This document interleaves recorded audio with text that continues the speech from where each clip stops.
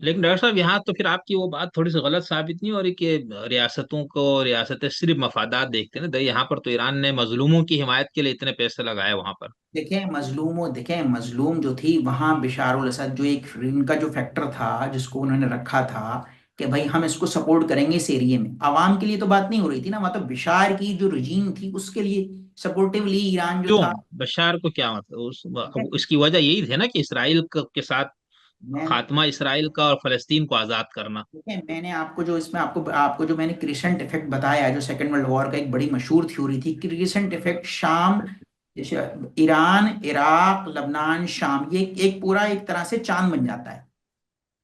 ये इस तरह हम्म। से ये कराना चाह रहे थे कि हम यहाँ पे क्रिसेंट। वो क्या थी इसकी इसकी व्हाट डज इट मीन कि क्रीसेंट की ग्राउंड पर मीनिंग क्या है?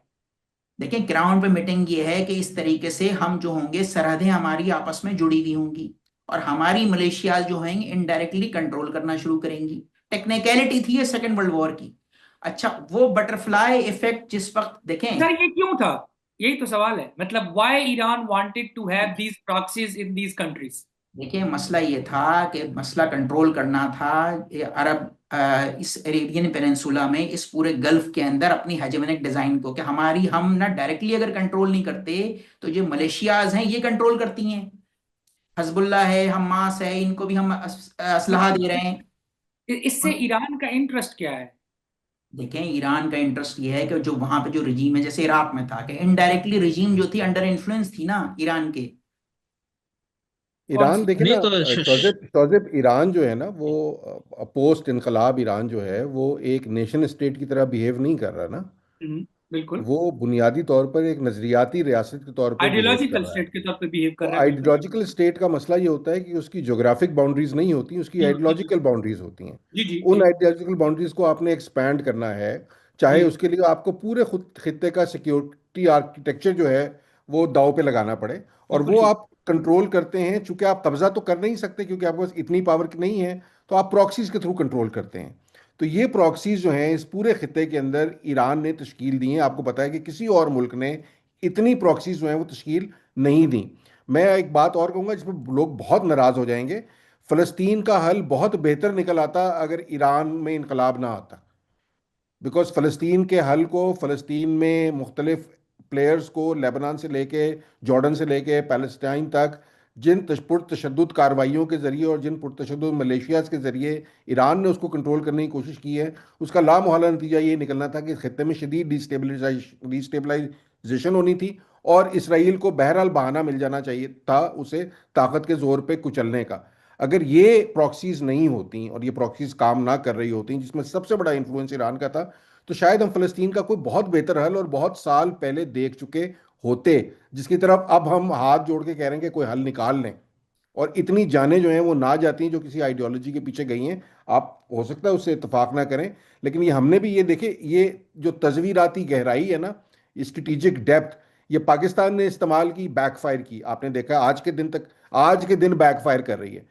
हमने तो चले अफगानिस्तान में की, थोड़ी बहुत कश्मीर में कोशिश कर ली, ईरान ने तो हमसे बहुत बड़े रीजन के ऊपर स्ट्रेटेजिक डेप्थ जो है वो बनाने की कोशिश की, और सारी की सारी over a period of time, क्योंकि ये हमेशा हमने देखा है ये होता ही होता है, वो बैकफायर कर जाती है। अगर आपकी माशी कुव्वत आपके पास नहीं है, अगर टेक्नोलॉजिकल कुव्वत आपके पास नहीं है और आप इस तरह कंट्रोल करने की कोशिश करेंगे, तो वो किसी ना किसी दिन आपको ही खा जाएगी, और वो एक्चुअली उसका ईरान को नुकसान हुआ है। तो मैं बर सॉरी, मैंने बीच में मुदाखलत कर जी दी। जी, नहीं, बारिश बहुत की अच्छी वजह से। अच्छी। नहीं वो आपकी आपकी मुदाखलत मेरे ट्रम्प की तरह बिल्कुल अच्छी मुदाखलत थी। बहुत अच्छी मुदाखलत थी, मतलब उससे जी। इजहार एक सवाल था, जो सवाल का जवाब मिला है, बिल्कुल ठीक। नहीं तो शहजाद साहब, आप बताएं ना, आपको जगह डॉक्टर साहब ने भी जिस तरफ इशारा फरमाया, फिर उसी की मजीद तोज़ी की हमारे हशीर साहब ने। आप मेरे ख्याल से इस नुक्ते नज़र से इतना ज्यादा इत्तेफाक नहीं रखते। मैं जरूर इससे इत्तेफाक करता अगर तकरीबी तारीख इसको स्ट्रेंथन कर रही होती। मसलन ये कि फ़लस्तीन का तनाज़ा शुरू होता है 1948 और इनकलाब इस्लामी ईरान है 1979, हम्म। और हमने 48 से लेकर 79 तक फ़लस्तीन में मुज़ाहमत की एक तहरीक देखी है जिसे फ़लस्तीनी चला रहे हैं। 1950 में हमारी माजी नसरीन अजहर पढ़ने के लिए गई थी बैरूत, और वो पढ़ती थी अमेरिकन यूनिवर्सिटी ऑफ बैरूत में, और वहाँ पढ़ते थे उस ज़माने में जॉर्ज हब्बाश। और जॉर्ज हब्बाश फ़लस्तीन की तहरीक आज़ादी के अवाइल के लीडरों में से हैं। आप मसीही हैं, 60 की दहाई में PLO, जो जिसे आज की जमाने में दहशतगर्दी कहते हैं, वो उस जमाने में फ्रीडम फाइटिंग की अपनी एक्टिविटीज कर रहे थे, बसों में धमाके कर रहे थे, जहाज अगवा कर रहे थे। लैला खालिद आज भी जर्मनी में रहती है, वो क्रिश्चियन है। तो फलस्तीन की आज़ादी की तहरीक का ईरान से ताल्लुक शुरू होता है 1979, और 1979 से पहले 1948 की अरब इसराइल जंग भी हो चुकी है, जिसमें तारीखी फलस्तीन छीन लिया गया है 70 से 80% तक। फिर उसके बाद 1967 की लड़ाई हो चुकी है, जिसमें गोलान की पहाड़ियां छीन ली गई हैं, सहराए सीना छीन लिया गया, गजा छीन लिया गया। फिर 1973 की यौम कपूर लड़ाई हो चुकी है, जिसमें सहराए सीना तो वापस मिला है, मगर गोलान की पहाड़ियां अब ट्रंप की मदद से वो इसराइल का अटूट हिस्सा है। बैतुल मुकद्दस सारे का सारा इसराइल का अटूट हिस्सा बन चुका है। तनाज़े फलस्तीन है, और तनाज़े फलस्तीन के साथ इस्लामी इनकलाबी रेवोल्यूशनरी ईरान की वाबस्तगी वो सबके सामने ही है। ईरान अगर आज मार खा रहा है, तो सिवाय इसके कि वो इसराइल के जो ग्रेटर इसराइल के मंसूबे हैं, या जो इसराइल के मंसूबे हैं मशरिक वस्ता में, या जो ग्लोबल ज़ायनिस्ट इवेंजेलिकल एंटिटी जो भी है और जहां भी है, उनके जो मंसूबे हैं उनके खिलाफ, अदरवाइज मतलब सऊदी अरब में क्या औरत आज़ाद है? तो वहां क्यों नहीं हो रहा? तो क्या बहरीन में सियासी आज़ादियां हैं, वहां क्यों नहीं अमेरिका जाता? तो क्या पाकिस्तान में ये सब कुछ मिल रहा है जिसके लिए अमेरिका ईरान के ऊपर चढ़ा हुआ? आज तो उनके वजीर दिफा ने, ये वजीर जंग ने बल्कि, उसने कहा है ना हम रजीम चेंज करने गए, ना हम जमहूरियत के लिए गए, ना हम औरतों की आज़ादी के लिए गए, हम सिर्फ और सिर्फ ईरान की मौजूदा हुकूमत की फौजी ताकत खत्म करने के लिए गए। और वली नसर साहब ये फरमा रहे हैं पिछले काफी दिनों से कि अब ईरान में मजहब नाम का कोई चक्कर नहीं रह गया, अब ईरान अपनी कौमी बका की जंग लड़ रहा है, और इसमें सेकुलर भी उसके साथ हैं। मादूद चंद ईरानी डायस्पोरा जो चंद लाख है, उसके अलावा जो ईरानी कौम परस्त हैं या जो ईरान के आइडिया से वाबस्ता लोग हैं, सारे मौजूदा हुकूमत के नहीं साथ तो खड़े हैं। शोजा साहब, मुझे मेरी अमेरिका मुझे को। गुजारिश गुजारिश मेरी जी गुजारिश मेरी गुजारिश सुनिए। जी मुझे इन दोनों असातिज़ा की तमाम बातों से इत्तेफाक है, बिल्कुल ऐसे ही रियासतें ऐसे चलती हैं, ये है वो है सब कुछ। मैं ये बताना चाहता हूं कि मौजूदा तनाज़ा एक नजरियाती तनाज़ा है, विलायत फ़की एक रद्द अमल का बनाया हुआ सियासी नजरिया है, और वो अमल जो अंगेज है वो यूरोपी कॉलोनियल इंपीरियल सिस्टम है, जो मशरिक पर नाफिज किया गया पोस्ट सेकंड वर्ल्ड वॉर। जुल्म यूरोप के यहूदियों पर यूरोप ने किया, और फलस्तीनियों ने उसका किस चीज के लिए वो मतलब अपना मुल्क तबाह करवा लिया। ये सितंबर 2023 में नेतन्याहू यूनाइटेड नेशंस में वो नक्शा ना दिखाते ना, जिस नक्शे के मुताबिक फलस्तीन था ही कोई नहीं, और एक ब्लेस्ड मिडल ईस्ट था और एक ईवल मिडल ईस्ट था, तो अक्टूबर 2023 ना होता। फलस्तीनी कौम का वजूद खत्म करने की आखिरी कोशिश है, और ये उसके जवाब में जो कुछ पिछले 2-3 साल से हो रहा है, ये एक शोजा मज़ाहमत है, साहब, एक चीख है।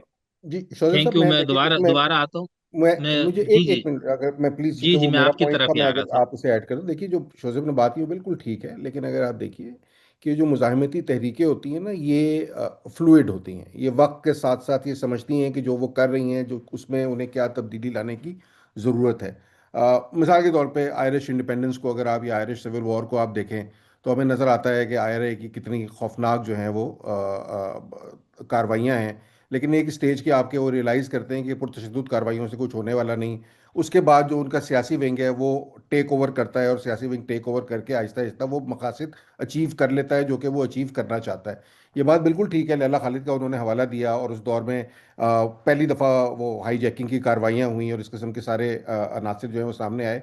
बट ये एक, आप उसे नी जर्क रिएक्शन के तौर पे तो कह सकते हैं, लेकिन ये मसले के देरपा हल की तरफ कोई वो नहीं थी। मसले के देरपा हल के लिए पीएलओ अगर उस वक्त फ़लस्तीनियों की वाहिद नुमाइंदा जमात थी, तो पीएलओ जो है वो हर कुछ अरसे बाद मुज़ाकरात में भी जाती थी, टेबल पर भी बैठती थी, कैंप डेविड में भी बात हो रही थी।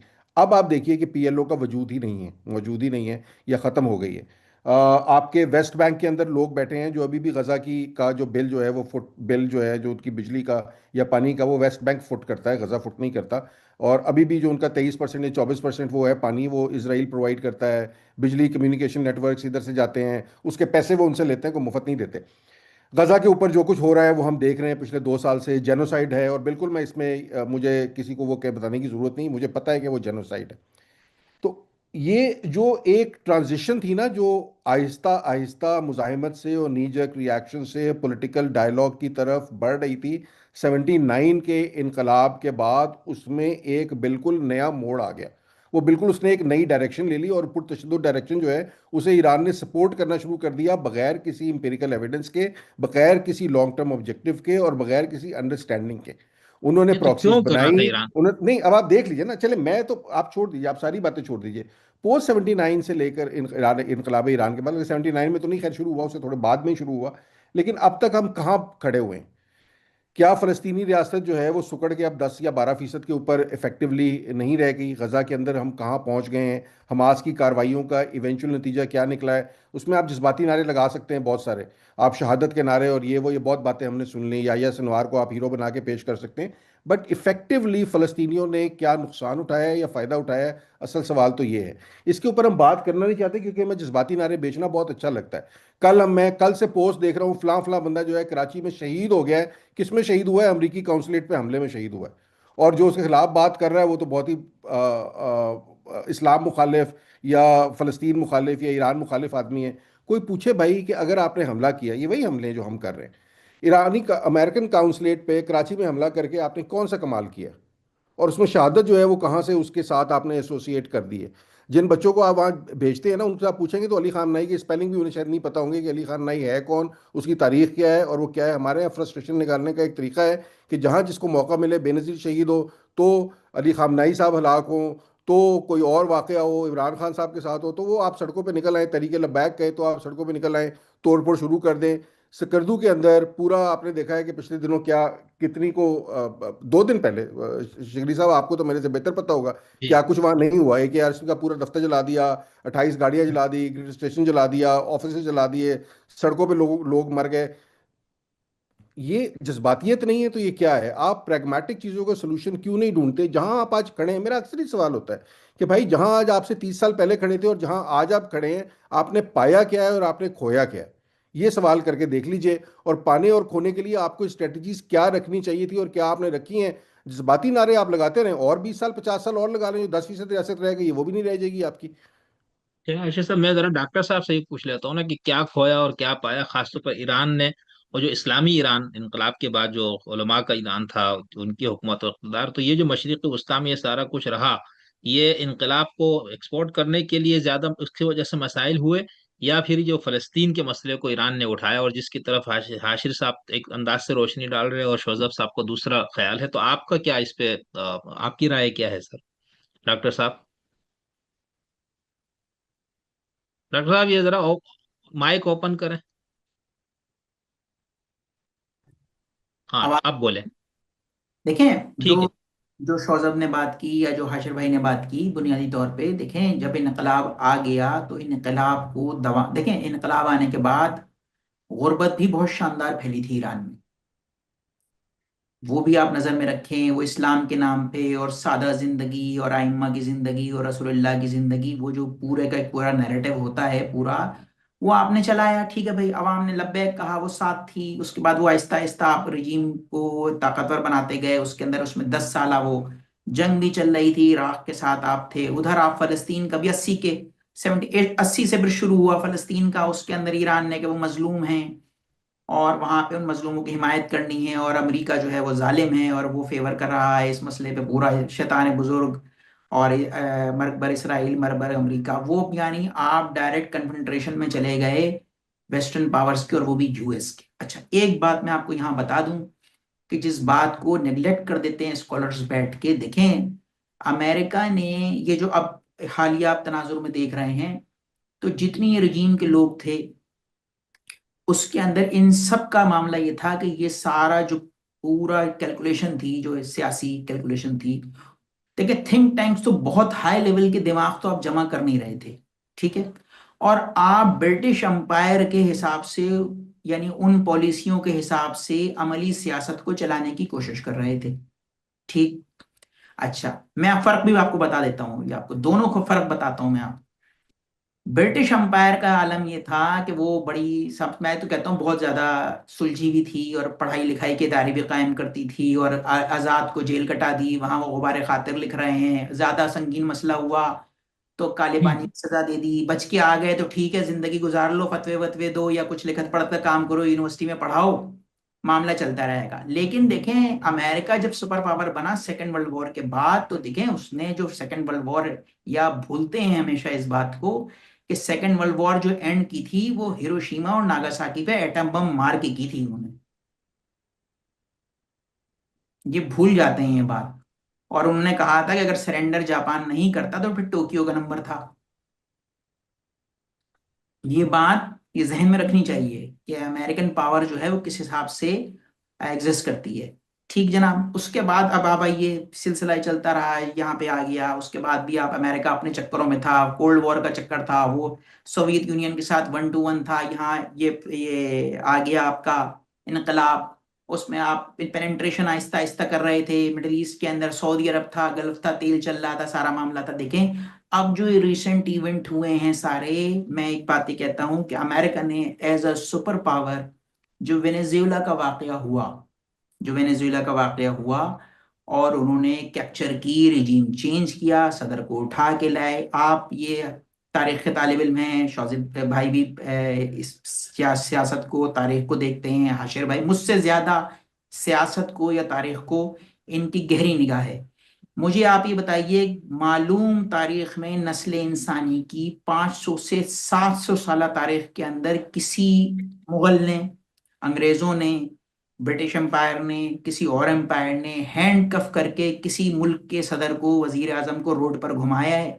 तारीख में कोई एक नजीर ला दीजिए आप मुझे। नादिर शाह को ले आइए, मंगोलों को ले आइए, अब्बासियों को ले आइए, ईरानियों को ले आइए, किसी को ले आइए, नहीं घुमाया। अमेरिकन गवर्नमेंट ने, अमेरिकन एम्पायर ने वेनेजुएला से उनका सदर उठाया, लेकर आए, हैंडकफ थे, आंखों पे पट्टी बनी हुई थी, और न्यूयॉर्क की सड़क के ऊपर एपीवी के गेट खोल के आवाम वीडियो बना रही थी। पहली दफा हुआ है नस्ल इंसानी की 700 साल तारीख में, मुझे कोई नजीर नहीं मिली कि किसी के रोड पे परेड कराई हो।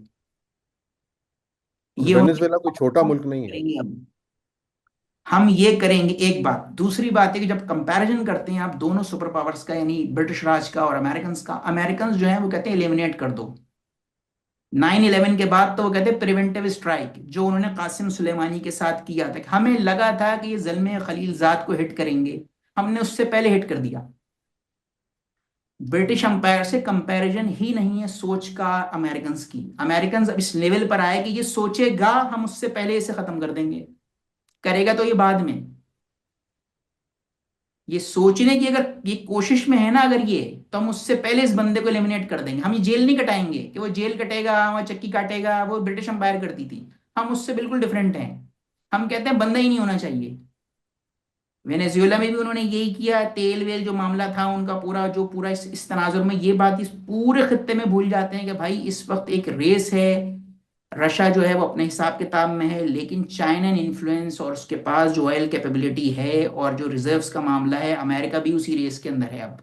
तो ईरान के पास डिपॉजिट थे, अब रिजीम चेंज करें, या वो वाली बात है कि फर्स्ट ईयर कहाँ गए भाई, उन्हें शहादत दे दी। दूसरे जो 7 जिनको नॉमिनेट किया था उनको भी मार दिया। तीसरे या चौथा, मतलब वो फ्रेंच रेवोल्यूशन वाला कुछ मामला हो जाए कि ऐलान होता था पोस्ट के लिए कि फलाना वजीर बनेगा और बंदा नहीं होता था। ये अमेरिकन, मैं आपको बताऊं, ये अमेरिकन वही फ्रेंच रेवोल्यूशन वाला खेल ईरान में करेंगे। इतनी बॉम्बिंग करेंगे कि फिर उसके बाद अपना बंदा लाके वो मजमे में से खड़ा होगा, बोलेगा मैं बन जाऊं वजीर, वो कहेंगे अच्छा आप ही बनेंगे, आ जाइए। और फिर तो ये आप कह रहे हैं कि बात यहाँ जा रही है, यही होगा नतीजा। देखें, तारीख से हम सबक नहीं सीखते, तारीख में सब कुछ खुल्लम खुल्ला लिखा हुआ होता है, तो हम उसे 1955 में डॉक्टर साहब, 1955 में अमेरिका ने वियतनाम में फौजी कार्रवाई शुरू की थी और 1972 में खत्म हुई थी। इस फौजी कार्रवाई में 3.5 मिलियन 35 लाख वियतनामी मारे गए थे और 58,000 अमरीकी फौजी मारे गए थे।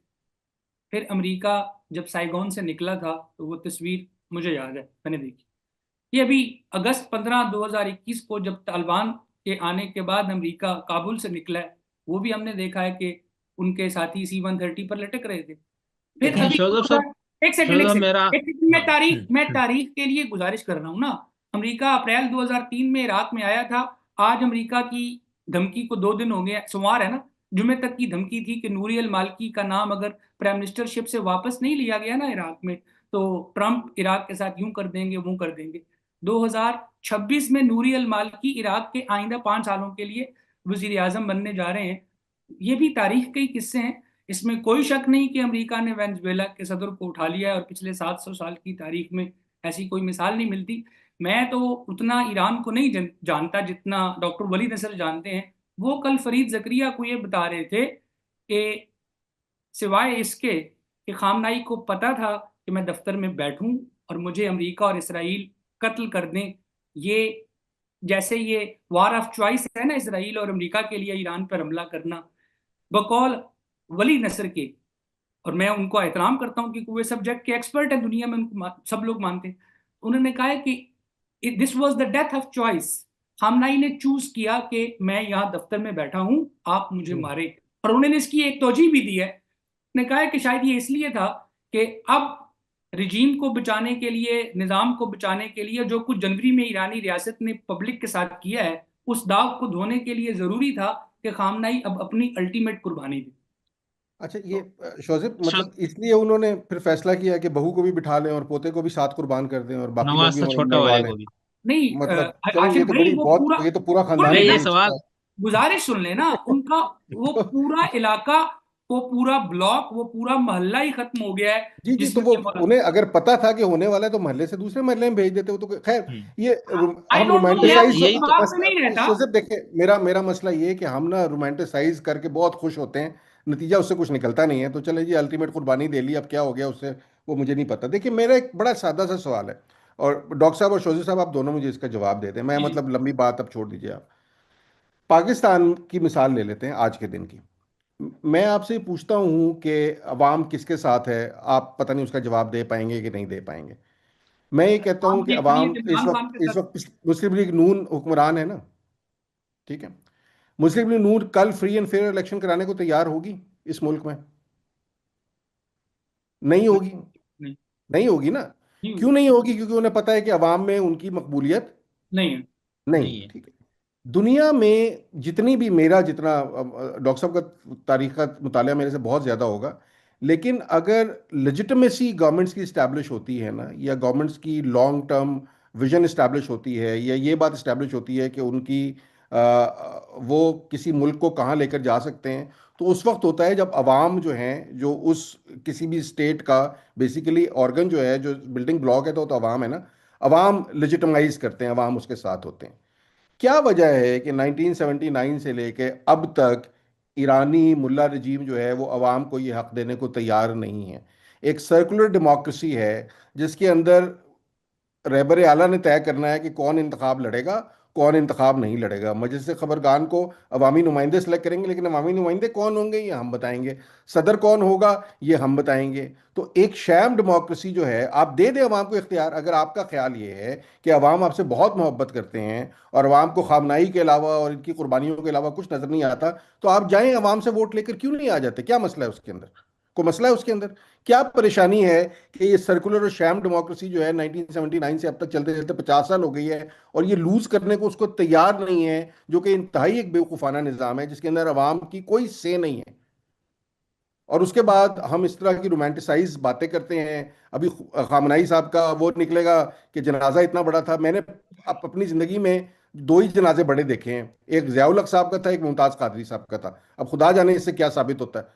तो नहीं, मतलब पाकिस्तान थोड़ा में सा अच्छा। मुझे बताएं ना। अवाम अवाम अवाम अवाम होगी जी, साथ मुल्लाओं के साथ होगी, बिल्कुल साथ होगी। खामनाई साहब की सपोर्ट में होगी, खुमैनी साहब के अलावा उन्हें कोई अभी भी नजर नहीं आता होगा, बिल्कुल ठीक है। अली लारिजानी को ही वो रखना चाहते होंगे ऊपर, आराफी साहब के पीछे खड़े होंगे। लाइन अवाम के वोट से क्यों नहीं आते? डर डर किस बात का है?